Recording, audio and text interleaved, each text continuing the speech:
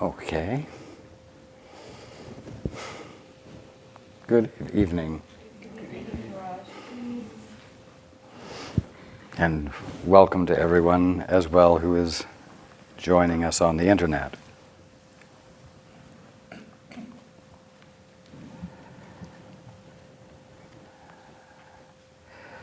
The things we have been speaking about over the last few weeks in many ways have caused some polarization to occur rather than peace.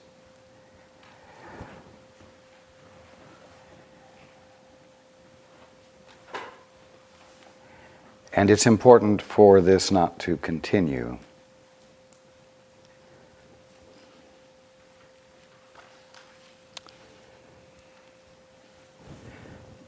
I'll ask a question. What is a miracle?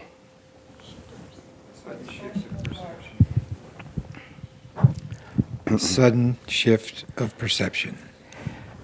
And would you say the sudden shift of perception is from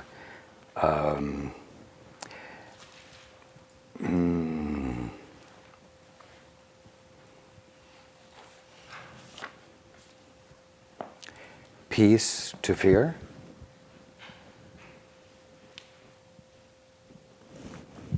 No. Good. A miracle is a shift of perception in which mutually agreed upon definitions or beliefs have dissolved, leaving in their place the experience of peace, the experience of love, and the capacity to extend love that nurtures and promotes further sudden shifts of perception.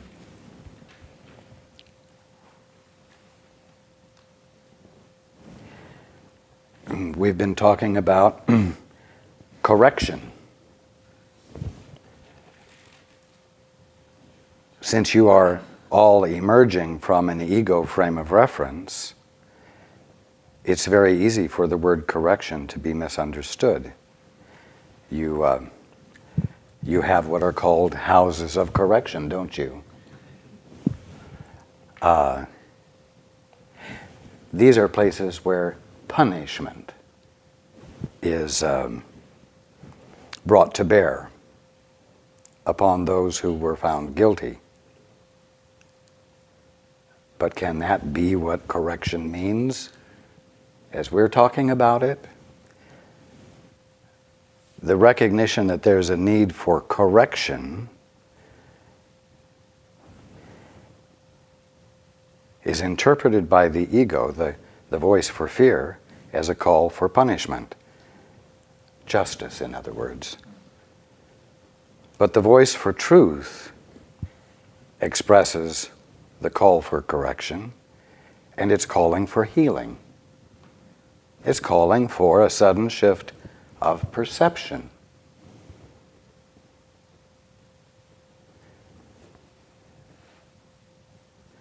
So please understand that when we're talking about correction, we're talking about that which promotes healing.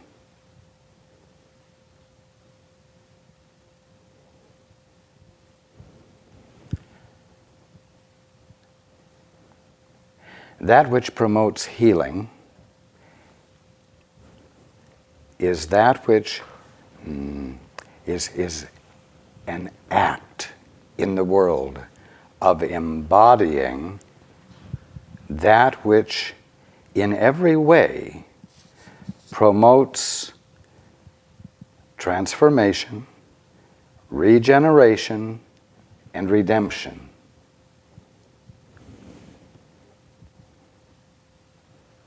Whether it's physical, whether it's mental, emotional, whether it's between individuals or between nations.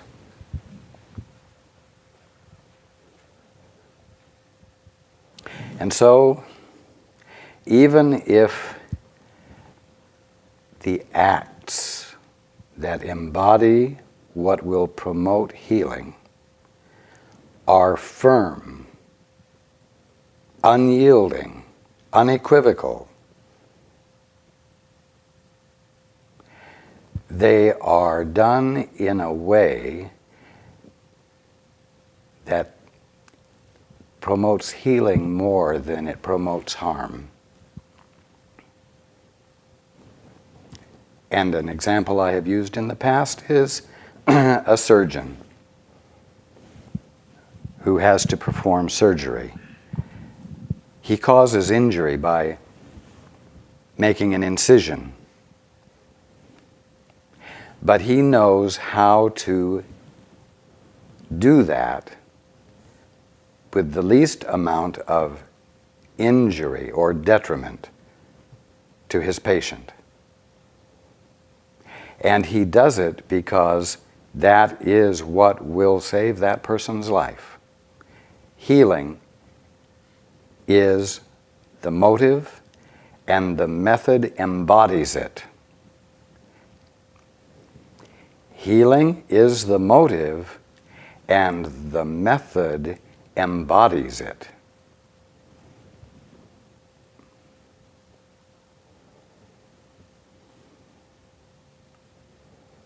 He says no to cancer. He says, the physician, no to peritonitis if there's been a burst appendix. And he does whatever is necessary to bring the body back into harmony and peace with itself.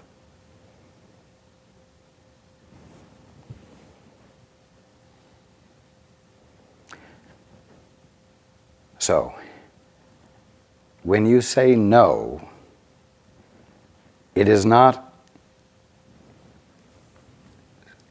a means of meting out punishment. It is not a means of attaining justice. Its only real meaning can be to promote healing through means that promote healing. That is all I wanted to say to begin with, and we will go directly into the text here.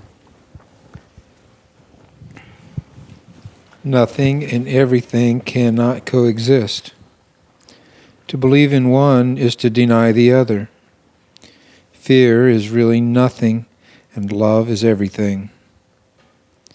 Whenever light enters darkness, the darkness is abolished.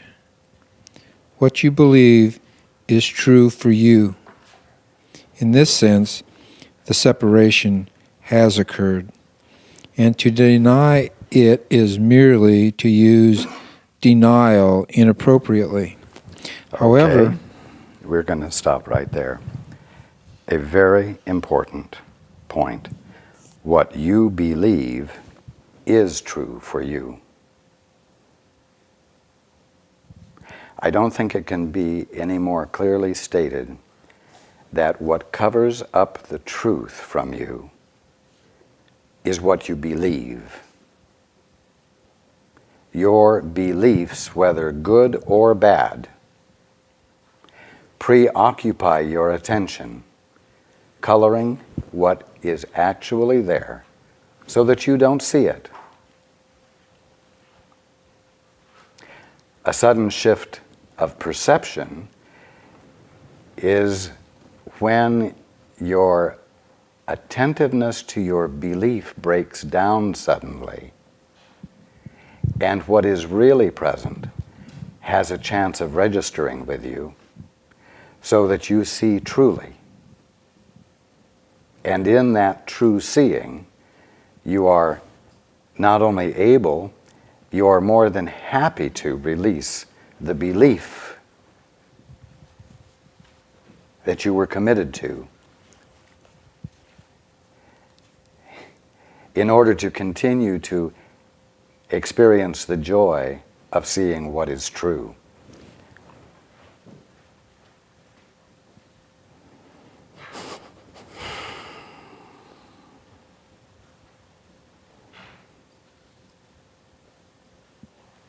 Continue. However, to concentrate on error is only a further error.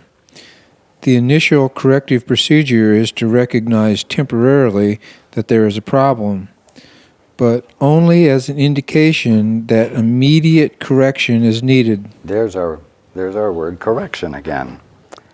Yes. Now it's very important. You're having a consistent opportunity not to home in on the problem. A problem is constantly being presented to you as being a problem, and you must all remember that that is simply a call for you to recognize that yes, there is a problem, and that it calls for correction, so that you can shift your attention to listening for what will correct the problem.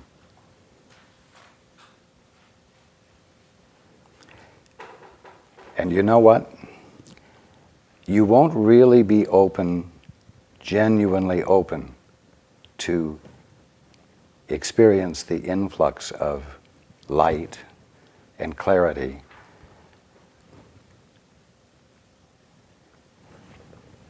the influx of what will correct the problem if your motive isn't love.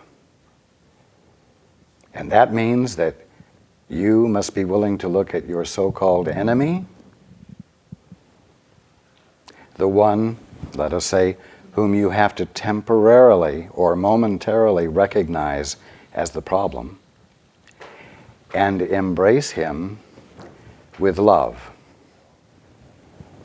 Now, this doesn't mean that you become lovey-dovey. It means that you care enough about that Christ, that one who is the Son of God. You care enough about him to want to know what will promote a sudden shift of perception. What will promote his willingness to abandon his justification for being a problem. And if you don't remember that, then you will listen with a bias. You will listen for an influx of the Father's will with a bias. And the bias will be that you will be expecting to hear something that will bring about justice. In other words, punishment.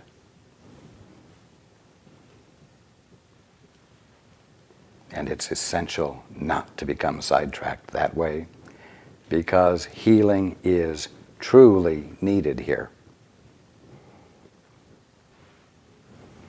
Yes.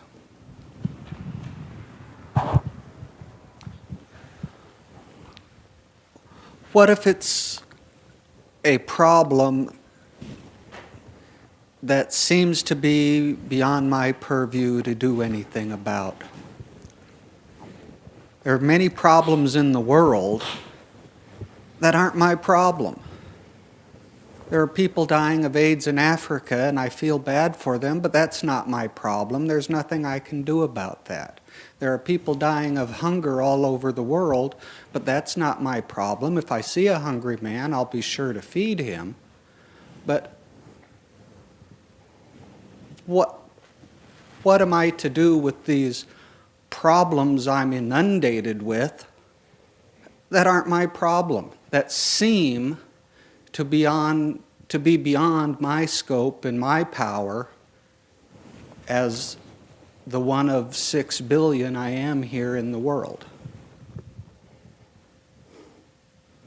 Good question.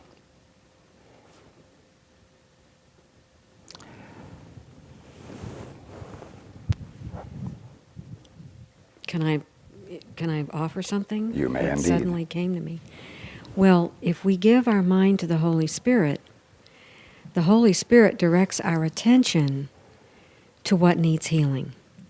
And also, I noticed in our work that only those who I can bless and only those who have a blessing for me show up in my experience. There's great order to my life when I do a fundamental acknowledgement, and that is to let the Holy Spirit govern each moment of my day. Indeed. We spoke last week about the fact that minds are joined and there are no private thoughts. And therefore, when you do listen and you are guided,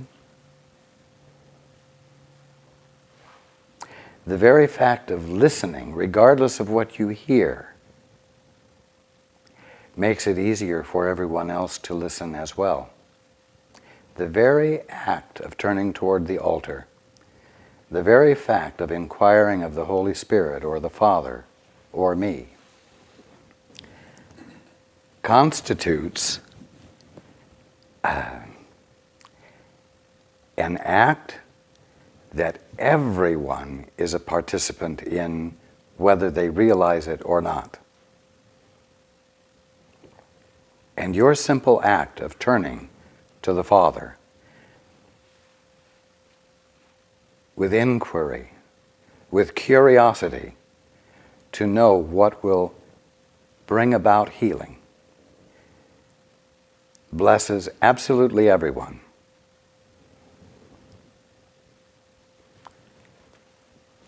It's the leaven that leavens the whole lump. Now, notice that I didn't suggest that you join with all of your starving brothers in your mind and try from your mind to their mind to bless them. It's the act of not attempting to do anything from your separate sense of self.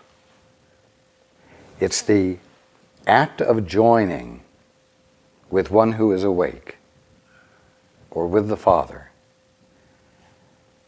that constitutes the real blessing and blesses absolutely all of the brotherhood, not just those on your planet. That's why it's the leaven that leavens the whole lump.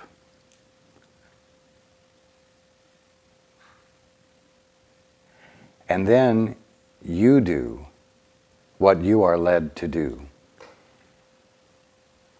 Whether it's something local in your immediate vicinity, or whether it's something on a larger scale. But you know what?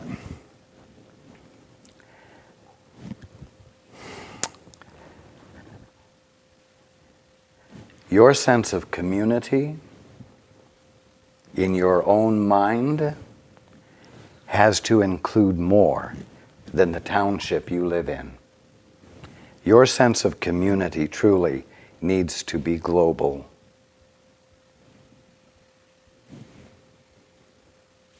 If your sense of community is global, where you are consciously wanting healing, the sudden shift of perception that constitutes the miracle for all of your brothers everywhere, you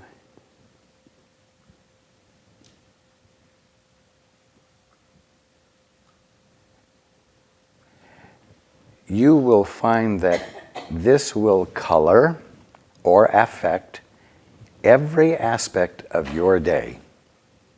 your behavior will be different. And I might say that the way you move your little finger when you aren't even thinking about your little finger will have a global or universal effect. Much like the commercial that used to be on your TVs, where a butterfly in Japan has an effect in an entirely different part of your globe just by flapping its wings. But even more than that, as citizens of your world, as members of a global brotherhood, and your conscious caring that every one of you experience the very best will begin to be reflected in the governments that represent you. And I'm addressing anyone from any country living under any government.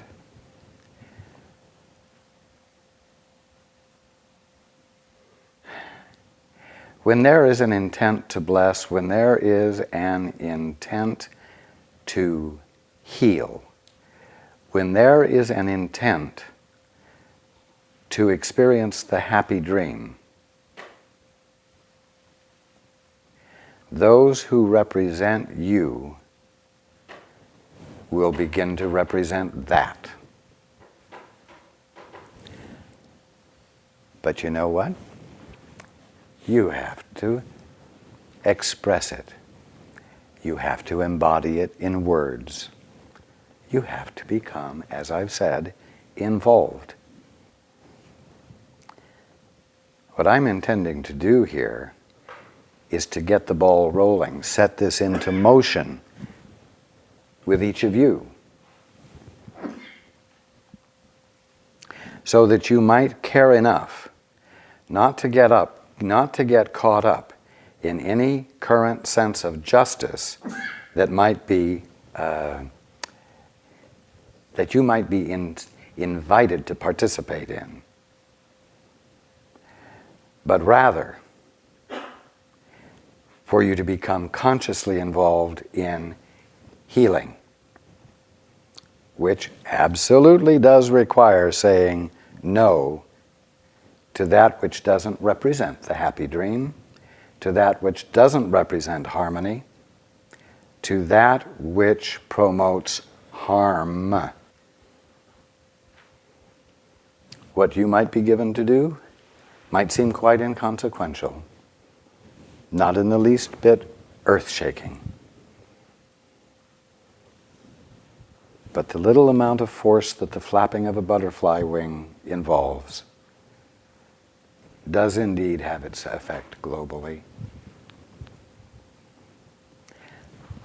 All I'm trying to do is to help you bring your attention to where it needs to be in order to promote the sudden shifts of consciousness. Thank you. You are welcome. Let us continue. This establishes a state of mind in which the atonement can be accepted without delay. What does? The temporary recognition that there's a problem. Can read that again. The initial corrective procedure is to recognize temporarily that there is a problem, but only as an indication that immediate correction is needed. This establishes a state of mind in which the atonement can be accepted without delay. It should be emphasized, however, that ultimately no compromise is possible between everything and nothing. Now that means that there can be no compromise between your beliefs and what is real. There can be no compromise between your mutually agreed upon definitions about what a thing is and what it actually is. They won't merge, they won't blend, they won't meld. your belief will ultimately simply be abandoned. Continue. Time is essentially a device by which all compromise in this respect can be given up. Ah. Time is not there for the resolution of a problem. It's there for the purpose of compromise being given up. Compromise being given up means coming to the point where you give full commitment to one thing, the truth, in which there's no suggestion or insinuation of anything to compromise about. Continue.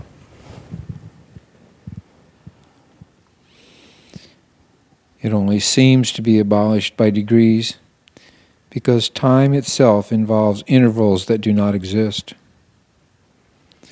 Miscreation made this necessary as a corrective device. The statement, "For God so loved the world that he gave his only begotten Son, that whosoever believeth in him should not perish but have everlasting life," needs only one slight correction to be meaningful in this context. He gave it to his only begotten Son. He gave it to his only begotten Son. What did he give? He gave The world. And what is the world? It's more than just the world. It's the kingdom of heaven. God has given you all that he is. God has given you creation because he, what he is fully embodied in you, as you.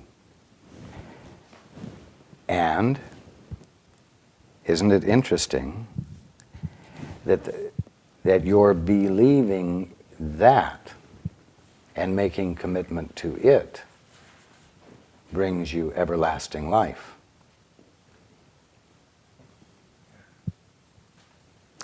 As long as you're having some belief other than that, some belief of your own creation, you cause yourself to become blinded to your everlasting life, your eternality, your indestructibility, your permanence.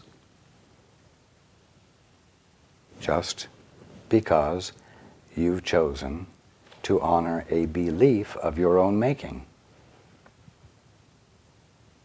And you've joined with someone else in it,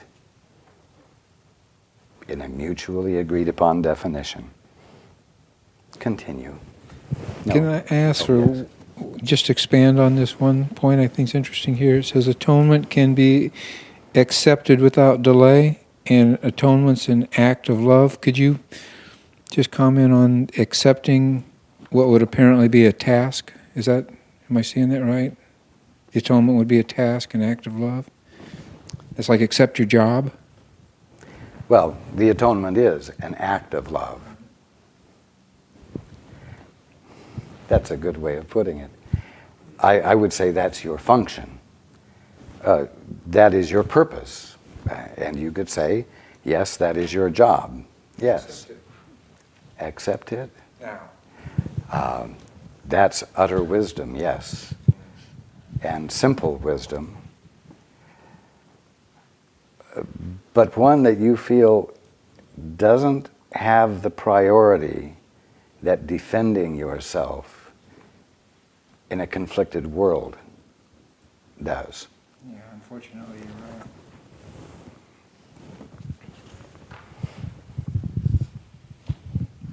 right. Raj, you said earlier that our big problem is our mutually agreed upon definitions.